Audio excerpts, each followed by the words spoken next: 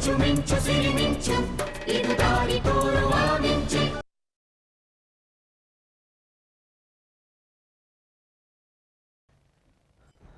ಪ್ರಸಾದ್.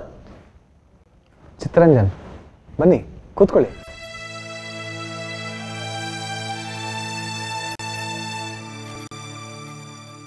ಹೇಗಿದ್ದೀರಾ ಪ್ರಸಾದ್? ಈ ಪ್ರಶ್ನೆಗೆ ನನ್ನ ಹತ್ರ ಉತ್ತರ ಇಲ್ಲ ಚಿತ್ತರಂಜನ್.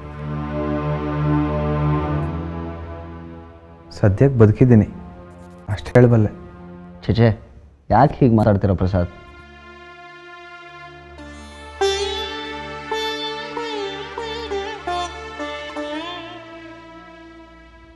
ಎಲ್ಲ ಸರಿ ಹೋಗುತ್ತೆ ಅಂತ ಸಮಾಧಾನಕ್ಕೂ ಹೇಳೋ ಪರಿಸ್ಥಿತಿಯಲ್ಲಿ ಯಾರೂ ಇಲ್ಲ. ಪ್ಲೀಸ್ ಧೈರ್ಯ ಕಳ್ಕೊಬೇಡಿ, ನಾವೆಲ್ಲ ನಿಮ್ಮ ಜೊತೆಗಿದ್ದೀವಿ.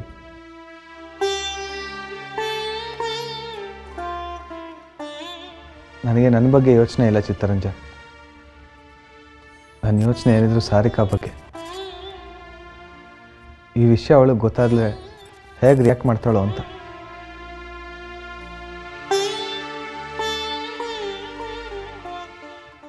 ಅದಕ್ಕೆ ಈ ವಿಷಯನ ಸಾರಿಕಾಗೆ ಹೇಳಬೇಡಿ ಅಂತ ಎಲ್ಲರ ಹತ್ರ ನಾನು ರಿಕ್ವೆಸ್ಟ್ ಮಾಡ್ಕೊಂಡಿರೋದು.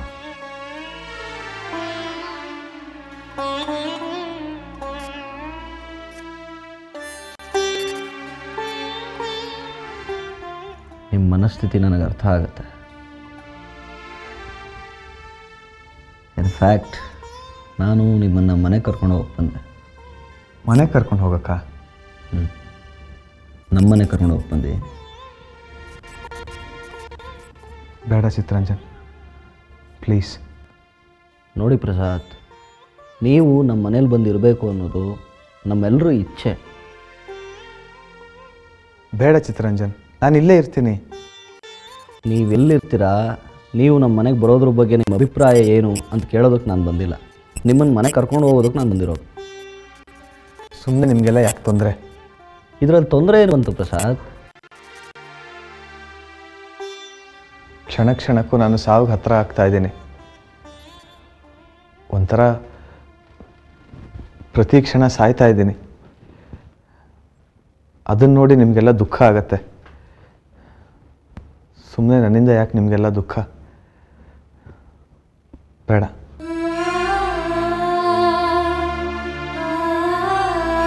ನೀವು ನಮ್ಮ ಮುಂದೆ ಇಲ್ಲ ಅಂತಂದರೆ ನಾವು ಸಂತೋಷವಾಗಿ ನೆಮ್ಮದಿಯಾಗಿರ್ತೀವಿ ಅಂತ ಅಂದ್ಕೊಂಡಿದ್ದೀರ ಪ್ರಸಾದ್.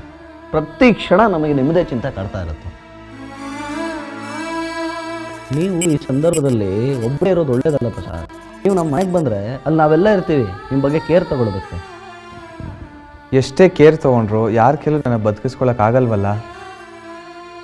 ಸುಮ್ಮನೆ ನನ್ನಿಂದ ನಿಮಗೆಲ್ಲ ತೊಂದರೆ ಆಗೋದು ನನಗೆ ಇಷ್ಟ ಇಲ್ಲ. ಪ್ರಸಾದ್, ನೀವು ನಮ್ಮ ಮನೆಗೆ ಬರ್ತಾ ಇದ್ದೀರಾ, ನಮ್ಮ ಆರೈಕೆಯಲ್ಲಿ ಇರ್ತೀರಾ ಅಷ್ಟೇ. ಬೇಡ ಚಿತ್ತರಂಜನ್, ನನ್ನ ಬಲವಂತ ಮಾಡಬೇಡಿ. ನೀವು ಬರೋದಿಲ್ಲ ಅಂದರೆ ಮನೇಲಿ ಎಲ್ರಿಗೂ ಬೇಸರ ಆಗುತ್ತೆ. ನಾನು ನಿಮ್ಮ ಯಾವ ಮಾತನ್ನು ಕೇಳೋದಕ್ಕೆ ತಯಾರಿಲ್ಲ. ಈಗ ನೀವು ನನ್ನ ಜೊತೆಗೆ ಬರ್ತಾ ಇದ್ದೀರಾ ಅಷ್ಟೇ. ಪ್ಲೀಸ್ ನನ್ನ ಮಾತು ಕೇಳಿ ಚಿತ್ತರಂಜನ್.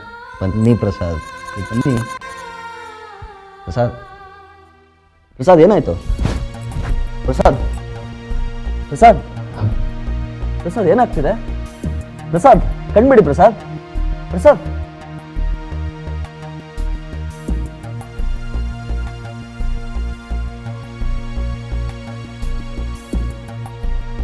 ಪ್ರಸಾದ್ ಹೇಳಿ ಪ್ರಸಾದ್, ಕಣ್ಬಿಡಿ. ಏನಾಯ್ತು ಪ್ರಸಾದ್? ಹಾಸ್ಪಿಟ್ಲಿಗೆ ಹೋಗೋಣ ಬನ್ನಿ. ಬನ್ನಿ ಪ್ರಸಾದ್, ಹೇಳಿ ಪ್ರಸಾದ್.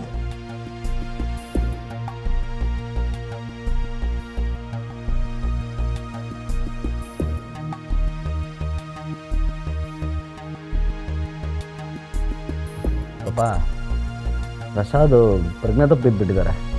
ನಾನು ಅವ್ರನ್ನ ಹಾಸ್ಪಿಟ್ಲಿಗೆ ಕರ್ಕೊಂಡು ಹೋಗ್ತಾ ಇದ್ದೀನಿ. ಹಾಂ ಸಿಟಿ ಹಾಸ್ಪಿಟ್ಲಿಗೆ ಕರ್ಕೊಂಡು ಹೋಗ್ತೀನಿ. ಇನ್ನೂ ಅವ್ರ ಮನೇಲೇ ಇದ್ದೀವಿ. ನೀವು ಬನ್ನಿ, ನಾನೆಲ್ಲ ಹೇಳ್ತೀನಿ, ಅಲ್ಲಿ ಬನ್ನಿ. ಓಕೆ ಪಾಪ.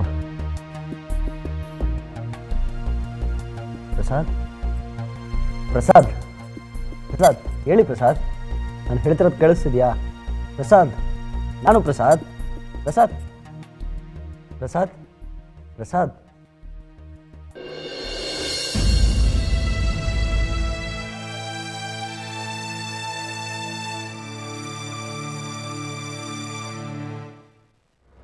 ನಮಸ್ಕಾರಮ್ಮ. ನಮಸ್ಕಾರ. ನೀವು ರಮ್ಯಾ ಅವ್ರ ತಾಯಿ ತಾನೆ? ಹೌದು. ನಾನು ಅಮಿತ್ ಶ್ರೀವಾಸ್ತವ್ ಅಂತ. ಬನ್ನಿ.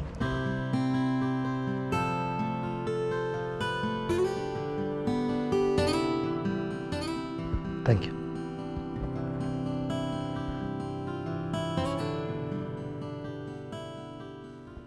ರಮ್ಯಾ ಅವರು ಮನೇಲಿಲ್ಲ ಅಂತ ಕಾಣುತ್ತೆ. ಅವಳು ಆಫೀಸ್ಗೆ ಹೋಗಿದ್ದಾಳೆ. ಹಾಂ, ಅವರು ಮನೇಲಿ ಇಲ್ಲದೇ ಇರೋದೇ ಒಳ್ಳೆಯದಾಯಿತು. ನಾನು ನಿಮ್ಮ ಹತ್ರನೇ ಮಾತಾಡಬೇಕು ಅಂತ ಬಂದಿರೋದು. ನನ್ನ ಹತ್ರನಾ? ಯಾವ ವಿಷಯವಾಗಿ? ನೋಡಿಮ್ಮ, ನನಗೆ ಸುತ್ತಿ ಬಳಸಿ ಮಾತಾಡೋಕ್ಕೆ ಬರೋದಿಲ್ಲ. ನಾನು ನೇರವಾಗಿ ವಿಷಯಕ್ಕೆ ಬರ್ತೀನಿ. ರಮ್ಯಾ ಅವರು ನನ್ನ ಇಂಟರ್ವ್ಯೂ ತೊಗೋಬೇಕು ಅಂತ ನನ್ನ ಆಫೀಸಿಗೆ ಬಂದಿದ್ದರು. ನಾನು ಅವರು ಒಂದು 2 ಸಲ ಭೇಟಿಯಾಗಿದ್ದೀವಿ ಅಷ್ಟೇ. ಅದು ನಮ್ಮ ಆಫೀಸ್ಗೆ ಇಂಟರ್ವ್ಯೂ ತೊಗೋಬೇಕು ಅಂತ ಬಂದಾಗ. ನಾನು ಯಾವಾಗ ರಮ್ಯಾ ಅವ್ರನ್ನ ಮೊದಲನೇ ಸಲ ನೋಡಿದ್ನೋ ಆವಾಗಲೇ ಅವ್ರನ್ನ ಇಷ್ಟಪಟ್ಟಿದ್ದೀನಿ. ಅವ್ರನ್ನೇ ಮದುವೆ ಆಗಬೇಕು ಅಂತ ಬಯಸ್ತಾ ಇದ್ದೀನಿ. ಇದಕ್ಕೆ ನಿಮ್ಮ ಅಭಿಪ್ರಾಯ ಏನು? ನೀವಿದ್ದಕ್ಕಿದ್ದ ಹಾಗೆ ಬಂದು ನಾನು ರಮ್ಯನ ಮದುವೆ ಆಗ್ತೀನಿ, ನಿಮ್ಮ ಅಭಿಪ್ರಾಯ ಏನು ಅಂತ ಕೇಳಿದ್ರೆ ನಾನೇನು ಹೇಳಲಿ? I am so sorry. ನನ್ನ ಬಗ್ಗೆ, ನನ್ನ ಹಿನ್ನೆಲೆ ಬಗ್ಗೆ ಏನು ಹೇಳ್ಕೊಳ್ದೇನೆ ಮದುವೆ ವಿಚಾರ ಮಾತಾಡ್ತಾ ಇದ್ದೀನಿ. ನನ್ನ ಬಗ್ಗೆ ನಿಮ್ಗೆ ಹೇಳ್ಕೋಬೇಕು ಅನ್ನೋ ವಿಚಾರ ನನ್ನ ತಲೆಗೆ ಬರಲೇ ಇಲ್ಲ. ದಯವಿಟ್ಟು ಕ್ಷಮಿಸಿ. ಆ್ಯಕ್ಚುಲಿ ನಾನು ಇಲ್ಲಿಯವನೇ.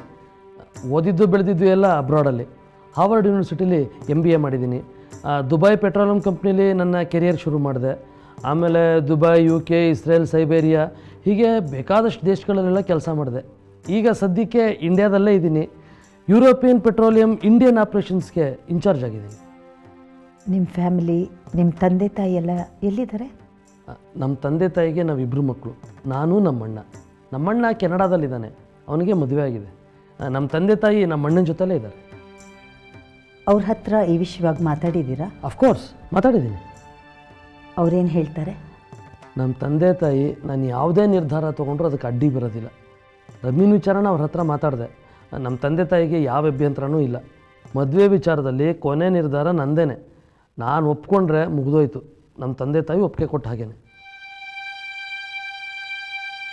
ನಿಮ್ಮ ಕಡೆಯಿಂದನೂ ಇದಕ್ಕೆ ಒಪ್ಪಿಗೆ ಇದೆ ಅನ್ನೋದಾದರೆ ನಮ್ಮ ತಂದೆ ತಾಯಿ ಮದುವೆಗೆ ಬಂದುಬಿಡ್ತಾರೆ. ಇಲ್ಲ ನೀವು ಅವ್ರ ಹತ್ರ ಒಂದು ಸಲ ಮಾತಾಡ್ತೀನಿ ಅನ್ನೋದಾದರೆ ನಾನು ಅವ್ರನ್ನ ಕರೆಸ್ತೀನಿ. ಅವ್ರು ಬಂದು ನಿಮ್ಮನ್ನು ಭೇಟಿ ಆಗ್ತಾರೆ.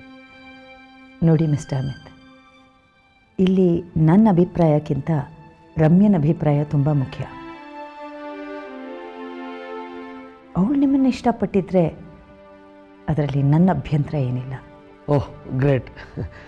ಆದರೆ ರಮ್ಯಾ ಅವರು ನನ್ನ ಬಗ್ಗೆ ಏನು ಅಭಿಪ್ರಾಯ ಇಟ್ಕೊಂಡಿದ್ದಾರೆ ಅಂತ ನನಗೆ ಗೊತ್ತಿಲ್ಲ. ಅವರನ್ನು ಇಷ್ಟಪಡ್ತಾ ಇದ್ದಾರೋ ಇಲ್ವೋ ಅನ್ನೋದು ನನಗೆ ಗೊತ್ತಿಲ್ಲ. ನಾನು ರಮ್ಯನ ಹತ್ರ ಮಾತಾಡ್ತೀನಿ. ಅವಳ ಅಭಿಪ್ರಾಯ ತಿಳ್ಕೊಂಡು ನಂತರ ನಿಮ್ಗೆ ತಿಳಿಸ್ತೀನಿ. ಸರಿಮಾ, ಹಾಗಾದರೆ ರಮ್ಯಾ ಅವ್ರ ಉತ್ತರಕ್ಕೋಸ್ಕರ ನಾನು ವೆಯ್ಟ್ ಮಾಡ್ತೀನಿ. ಇನ್ಫ್ಯಾಕ್ಟ್ ರಮ್ಯಾ ನನ್ನ ಭೇಟಿಯಾದಾಗ ರಮ್ಯಾ ರಾಜೀವ್ ಶರ್ಮನ್ ತಂಗಿ ಅಂತ ನನಗೆ ಗೊತ್ತೇ ಇರಲಿಲ್ಲ. ರಾಜೀವ ನಿಮ್ಗೆ ಹೇಗೆ ಗೊತ್ತು? ರಾಜೀವ ನನ್ನ ಕ್ಲಾಸ್ಮೇಟು. ನಾನು ಅವನು ಹಾರ್ವರ್ಡ್ ಯೂನಿವರ್ಸಿಟಿಲಿ ಒಟ್ಟಿಗೆ ಓದಿದ್ವಿ. ಅವನೇ ಹೇಳ್ದ ರಮ್ಯಾ ನನ್ನ ತಂಗಿ ಅಂತ. ಸರಿಮಾ, ಹಾಗಾದರೆ ನಾನಿನ್ನು ಹೊರಡ್ತೀನಿ. ಓ ಸಾರಿ, ಕಾಫಿ ಟೀ ಬಗ್ಗೆ ವಿಚಾರಿಸಲಿಲ್ಲ ನಾನು. It's okay. ಇದು ನನ್ನ ಕಾರ್ಡು. ರಮ್ಯಾ ಅವ್ರ ಹತ್ರ ಮಾತಾಡಿ ದಯವಿಟ್ಟು ಅಭಿಪ್ರಾಯ ಏನು ಅಂತ ತಿಳಿಸಿ. ಶ್ಯೂರ್. ಬರ್ತೀನಮ್ಮ.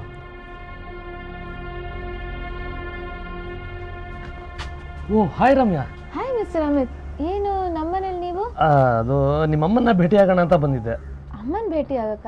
ಯಾಕೆ? ಅದು ಅವ್ರನ್ನೇ ಕೇಳಿ ಯಾಕೆ ಅಂತ ಹೇಳ್ತಾರೆ. Okay fine. ನಾನೇನು ಬರ್ತೀನಿ. Okay bye. Bye. Excuse me. Oh ಸಾರಿ.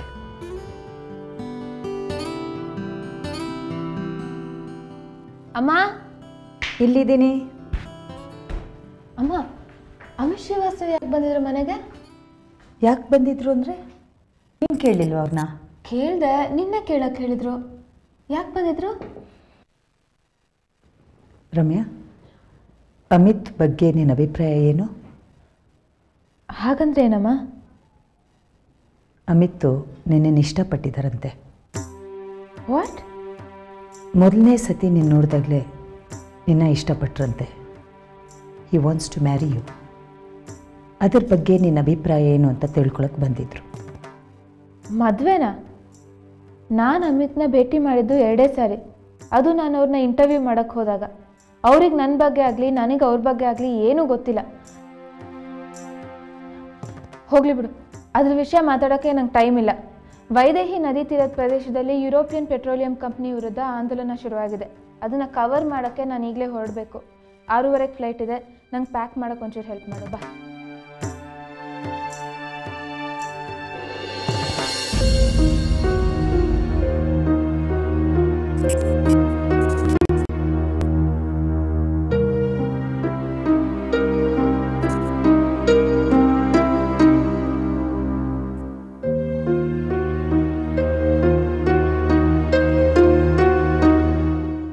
ಚಿತ್ತರಂಜನ್, ಪ್ರಸಾದ್ಗೆ ಏನಾಗಿದೆ?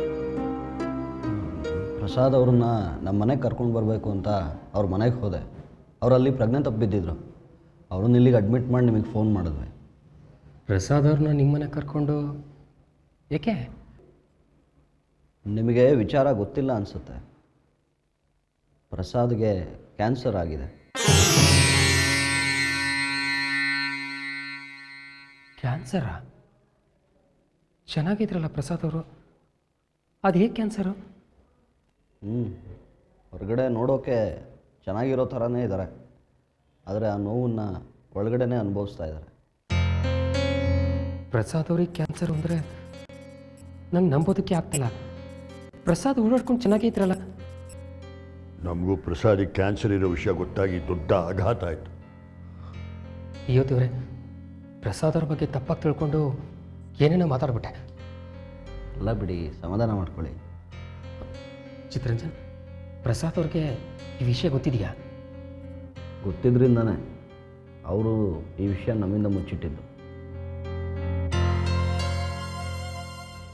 ತನಗೆ ಕ್ಯಾನ್ಸರ್ ಇದೆ ಅನ್ನೋ ಕಾರಣಕ್ಕೇನೆ ಪ್ರಸಾದ್ ಸಾರಿಕಾನ ಮದುವೆ ಆಗೋದಕ್ಕೆ ನಿರಾಕರಿಸಿದ್ದು. ಪ್ರಸಾದ್ ಈ ವಿಷಯನ ಮೊದಲೇ ಯಾಕೆ ನಮಗೆ ತಿಳಿಸ್ಲಿಲ್ಲ? ನಮಗೆಲ್ಲ ಈ ವಿಷಯ ಗೊತ್ತಾದರೆ ಎಷ್ಟು ದುಃಖ ಆಗುತ್ತೆ ನಮಗೆ ಅಂತ ತಿಳ್ಕೊಂಡೆ ಅವ್ರು ನಮಗೆ ಹೇಳಲಿಲ್ಲ.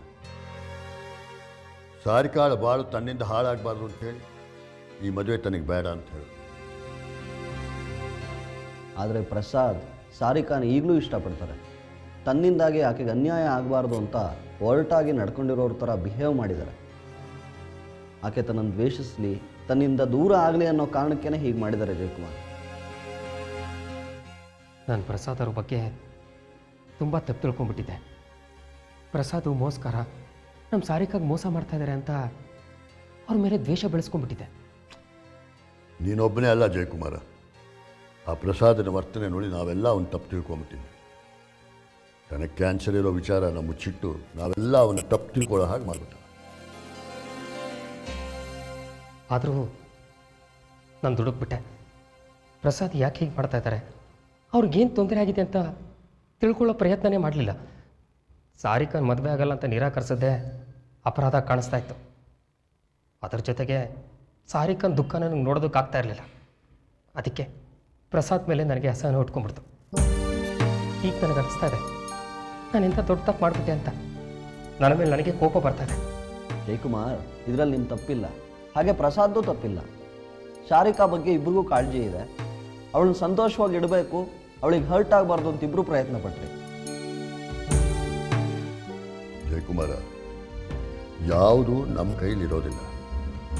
ಪರಿಸ್ಥಿತಿಗಳು ಬದಲಾಗ್ತಾ ಇದ್ದ ಹಾಗೆ ನಾವು ಅದಕ್ಕೆ ತಕ್ಕ ಹಾಗೆ ಅಡ್ಜಸ್ಟ್ ಮಾಡ್ಕೊಳ್ತಾ ಇರಬೇಕಾಗ್ತದೆ. ಹೋಗಲಿ ಬಿಡು, ಪ್ರಸಾದ್ ಬಗ್ಗೆ ಇದ್ದ ತಪ್ಪು ಕಲ್ಪನೆಗಳೆಲ್ಲ ಈಗ ಸರಿ ಹೋಯ್ತಲ್ಲ.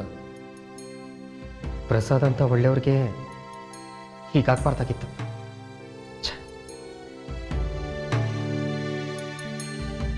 ಚಿತ್ತರಂಜನ್, ಎಷ್ಟೇ ಖರ್ಚಾದರೂ ಪರವಾಗಿಲ್ಲ, ಪ್ರಸಾದ್ ಅವ್ರಿಗೆ ನಾವು ಒಳ್ಳೆ ಕಡೆ ಟ್ರೀಟ್ಮೆಂಟ್ ಕೊಡ್ಸೋಣ.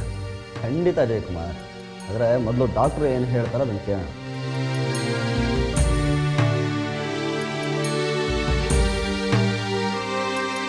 ಸರ್, ಹೇಗಿದ್ದಾರೆ? ವೆಲ್, ಸ್ವಲ್ಪ ವೀಕ್ನೆಸ್ ಇದೆ. ವೀಕ್ನೆಸ್ ಇರೋದ್ರಿಂದನೇ ಅವರು ತಲೆ ಸುದ್ದು ಬಿದ್ದಿದ್ದಾರೆ. ಇಂಜೆಕ್ಷನ್ ಕೊಟ್ಟಿದ್ದೀನಿ, ಸ್ವಲ್ಪ ರೆಸ್ಟ್ ತಗೊಳ್ಳಿ.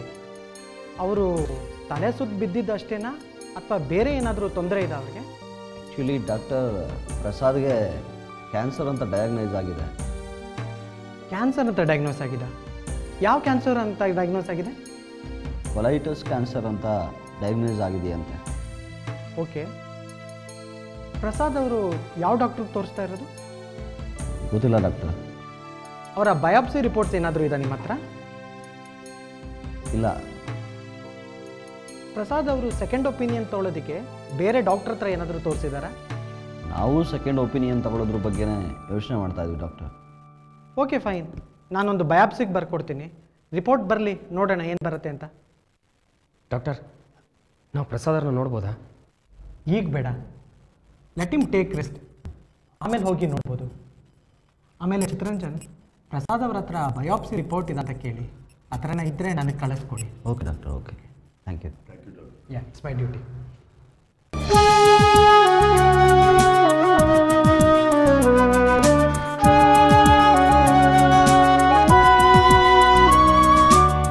ಸೋಲಿನಲ್ಲೂ ಎಲ್ಲ ಮೀರಿ ಮಿಂಚಿ ನಿಂತೆಯಾ